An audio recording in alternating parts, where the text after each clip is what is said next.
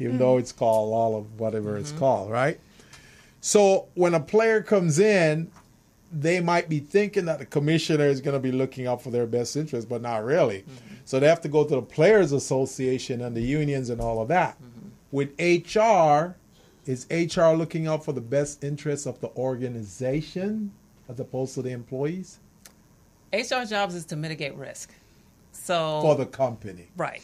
Bam! That's it. So let me, this is a good question because let's take football right now with Colin Kaepernick. Yeah. And so if HR is there to mitigate risk for the company, they had a whole big risk right about now. Yeah. I mean, they got a gaping hole. Yeah. I wish I could get my hands on it. I know, because that's a juicy one. Yeah, because the players are actually talking about sitting out the season. Yeah. And that's what I've said. Yeah. They don't even have to sit out a full season. Right. All they have to do is sit out the first, either the first 10 games or the 10 games before the Super Bowl or before the playoffs. And that would be they're going to lose a lot of revenue. Because last year they made $14 billion, and that was the owners, the ESPN, all the affiliates that are involved in that industry. And that's going to change behavior. That will change behaviors, right? That's right. So when you look at that, when we talk about mitigating risk,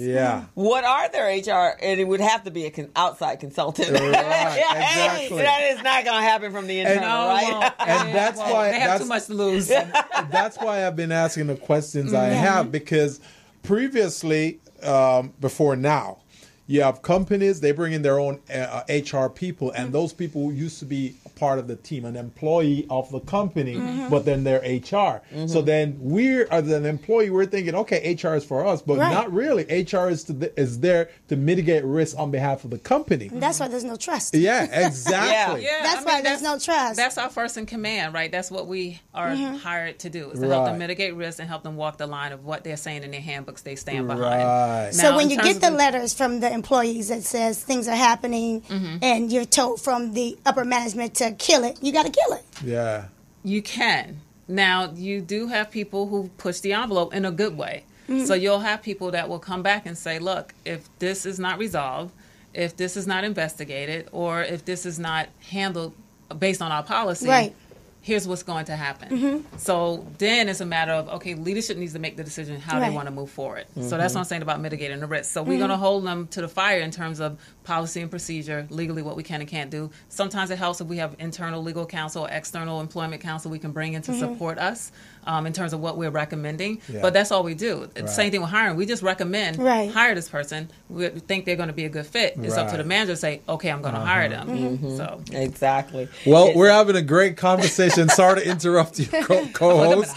But this is a great subject. So we're at the top of the hour. Why don't we go ahead and take a quick break and come right back? Just before we take a quick break, there's a question from on Facebook, Candace. Candace, hey Candace, how are you? She wants to know, do you write employee handbooks? I do. Okay, beautiful. Candace, that's your response. Yeah, we write them. Okay, so we're going to go ahead and take a quick break. We're on the Business Zone with Crystal, Gilbert, and Dawn. All right. And our special guest today is Tana Sessions, and she's a phenomenal HR consultant and entrepreneur. So we're going to get back into this, and we're going to get into the belly of the beast. So let's take a break. The belly of the beast. Hello, meet Larry. Larry is a general contractor. Larry is very good at his craft, but Larry has a very tough time managing his paperwork because he is busy taking care of his clients' needs. Larry just cannot find his important business documents when needed.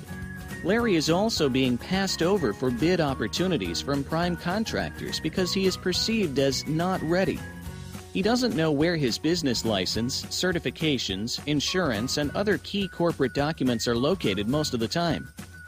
Lucy owns an auto body and collision repair shop and has been using a business management and procurement assistance program called Small Biz Pro to keep her business organized, business ready, contract ready, and bank loan ready. Small Biz Pro is a 3-in-1 cloud-based business management, procurement, and market research assistance system designed to help businesses become business ready, contract ready, and bank loan ready. It also provides back-office operation solutions for small businesses.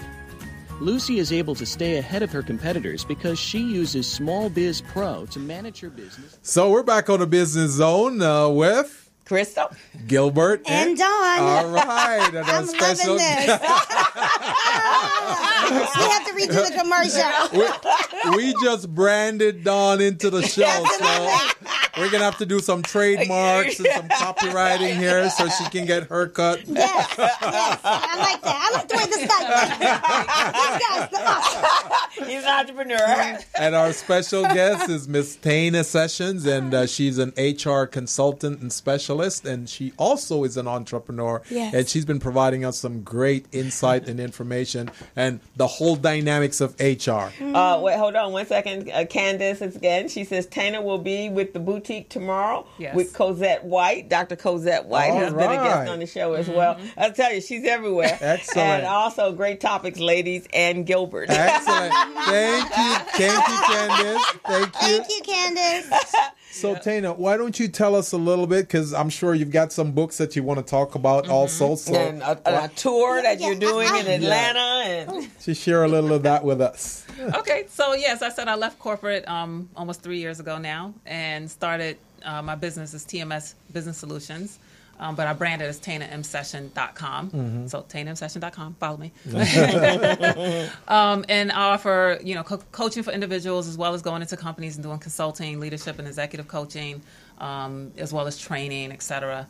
And I started my own live events this year. And so what happened late last year, I was applying for all of these speaking engagements. So you guys talked about entrepreneurs here and know all the time. And I was sitting over there like, I was applying for all of these speaking engagements for 2018, and I wasn't getting selected. And so I told my husband, I said, I'm just going to create my own event. And I'll do it my way, and I'll have my people come, my tribe, and just get in front of them and do an event. And I'll bring in some speakers, like the same thing I was trying to get involved in as a speaker. I said, I'm going to flip it. I'm going to have the stage, and then other speakers will have to come to me. And that's exactly what happened. So I started out in New York in May, and then I'm taking it to Atlanta in August. And so people say, well, why not LA? Well, I'm originally from New York. In case you can't tell. Well, no, I hear, because I'm from New York as well. Yeah. I hear it there. So I'm originally from New York, and I had so many friends and family there asking me to come speak because they've seen everything I've been doing since I left.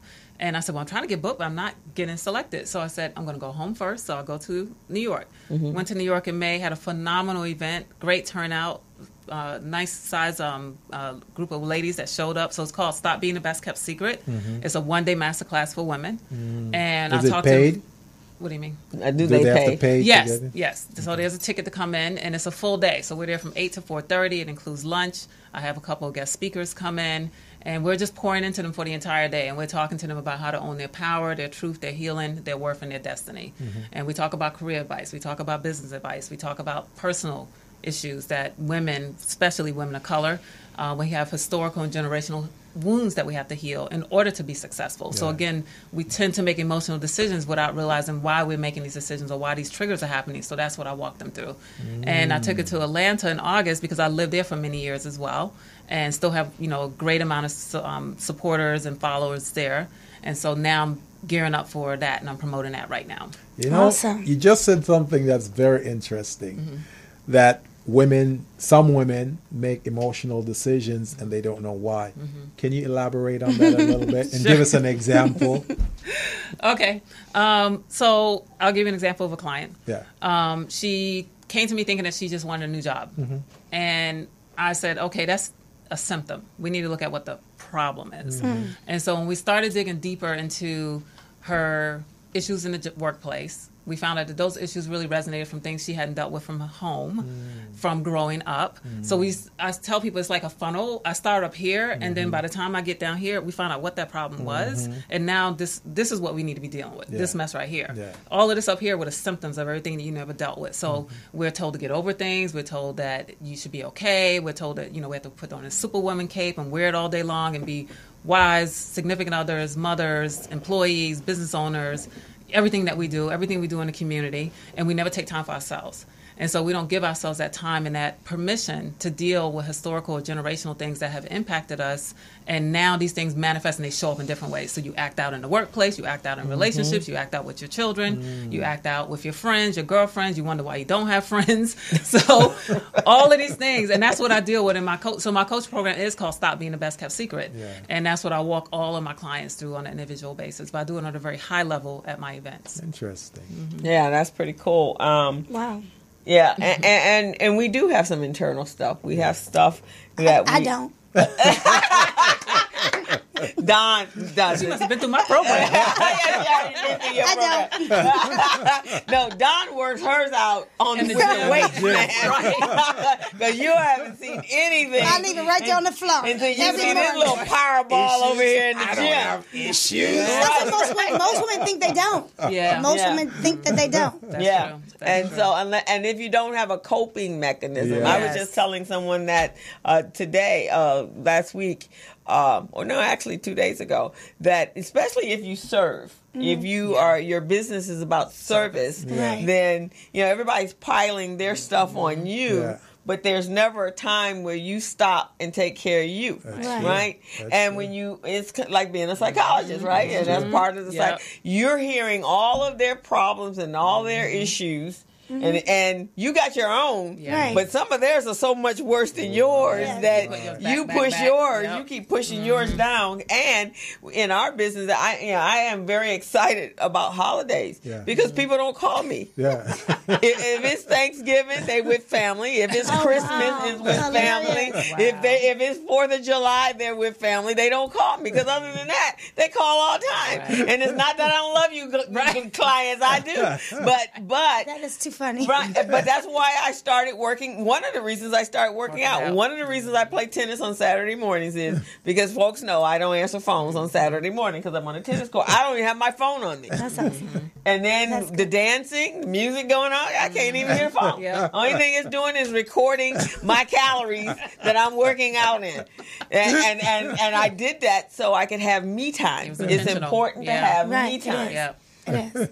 Yeah. So, and then do you have some me time? I do. Yes. Yeah. So I have certain days when I do calls with clients because you're right. You're taking that energy on, right? And when I'm coaching, I have to be so in tune and actively listening to understand, like, what are they not saying, right? So I have to be really tuned in. So it does take a lot of energy. And then same thing with speaking. It takes a lot of energy. Like I told my husband that this weekend. I spoke on Saturday, and I came home and I was just like, I just need to take a nap. And he's like, all you did was talk. Right, like that's something easy, right?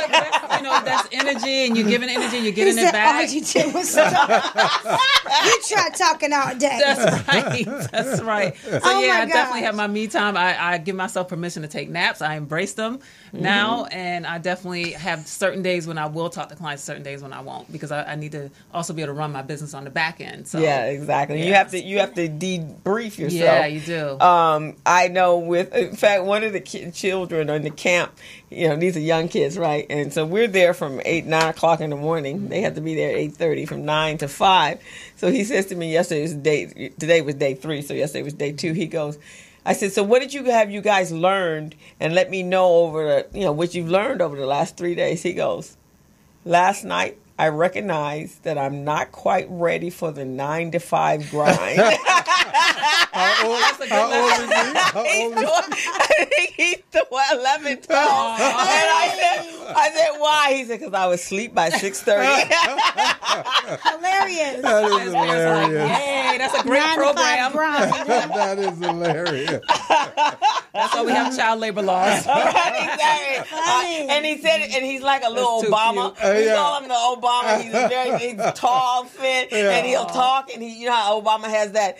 Where he pauses. pauses. He pauses. He'll pause. He'll look around. And then, okay. And he says, I realize I'm not ready for the 9 to 5 grind. That is cute. No, I feel you, kid. That's right. I feel you. Because we feel you. So that's why. So, Gilbert, I don't know if you do the downtime. I really don't, and I should. Oh, what? Because I'm here listening to you guys, and I'm going, I should. Because you see how you take Saturdays? 12 24/7. Yeah, no, you got to. People call me like after 9 at night, with business issues, and I'm going, man, I respond. I help them.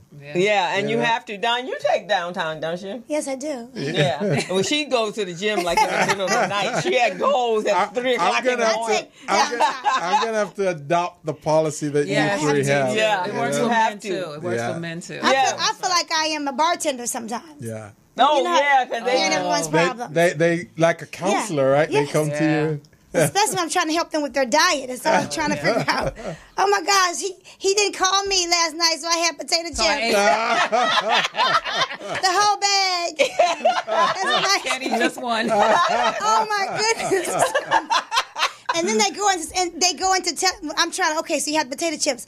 Why? Because he didn't call me. And then I'm trying to talk about, okay, so now I need you to do that. And then they just go into all the about the relationship. Yeah. It's like, and I get stuck there listening to the relationship stuff. I just want to talk about the diet.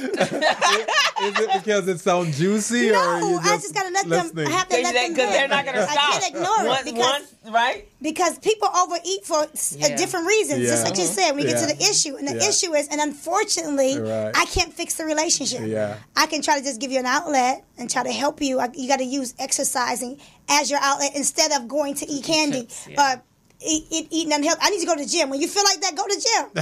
That's what I do. He ain't called me. I go to the gym so much because ain't nobody called. And then she be taking big old 75-pound weights. Where is he, Lord? Where is he? Why is he not when he show up, I'll show him. Get it right. By the time he come, I'll be okay. You know what I'm saying? You said it. Don't eat. So, Tana, you had 3 books. You want to tell us about each one of them? Yes. So the first book is called Inside the Revolving Door. Which I show it here? Yeah. Here? Right there. Okay. Inside the Revolving Door: Chronicles from the HR from the Human Resources Department. So this is it's a fictional book. And I wrote this. This is my first book I wrote, and I did it as soon as I left corporate. So I looked at all of the crazy employee relations issues that I dealt with over my career, and I also interviewed some of my HR colleagues, and I said, tell me some of the craziest things that have come across your desk. So these stories are, I would say, fictionalized to protect the guilty. Right. Except for number 7. It probably represents number 45. Right. Chapter 7 is the horrible boss. Yeah. So I wrote it because I wanted people to have some empathy for the things that HR deals with and understand what we do behind the closed door when you aren't allowed to know what we're dealing with on a daily basis and what types of things get reported to us and how do we deal with them. So that's what that book does. It kind of walks you through some of those employee relations issues. And they're funny ones. There's some people tell me they clutched their pearls, they cracked and laughed out loud. They were shocked that this really happened. Again, they're fictional stories. This is like the inside secret. It's like it's inside the revolving door. Inside the revolving door. So tell me about the manager in therapy. Oh, boy. There are lots of managers that need to be in therapy. Hilarious. That are in denial. They're in denial. Right. And then the second book I wrote is called Get Your Career Life in Order. Sorry. No, let's go. And this is the one that went to bestseller. And this is the one I said when I started doing speaking engagements and talking to people about career management and job hunting, I took a lot of the questions that they were asking me and I just really gave them behind the scenes. If you were sitting in front of someone, that could tell you everything they could about how to get a job at that company, that's what this book does. And this book speaks to the someone looking for a job. You have a chapter called The First 90 Days. So what do you tell us in the first 90 days? So the first 90 days, when you get the job or even a promotion. So I tell people this is for someone who is looking for a new job, looking for a job because maybe they aren't working. They're looking to get promoted. So there's career management advice in here. There's also information here for entrepreneurs in terms of building your brand and networking. Right. The first 90 days talks about, I said the president has his first 100 days report that he comes back and he tells you what he's done the first 100 days and compared to what he promised when he, got reelected or elected. Yeah. The first 90 days is your way of doing that as well. So you need to sit down with your boss, understand what are the goals that they have for you in that position. It oftentimes changes a little from when you were interviewed to you actually got in the seat. So you want to understand exactly what is it that they want you to be able to accomplish in that job within the first 90 days. And then that's your way of being able to come back, hold yourself accountable. Your manager's also going to hold you accountable. And you'll know who you need to meet with during that time so you get to build some internal relational equity, you know, so understanding who are the people I need to meet with on my team, outside of my team, my peers, the people above me, below me, to make yourself successful. So that's what you really do in those 90 days, just setting yourself up for success.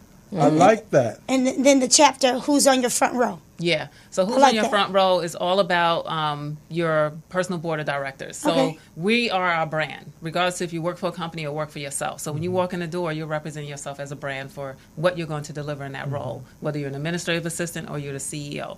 So who's in your front row talks about how to find yourself a mentor, how to find yourself a sponsor, an advocate, and then also understanding, who needs to be, even a coach. Who do you need to, what types of personalities, what types of characteristics, who should you be looking for to fill those roles for you in your front row?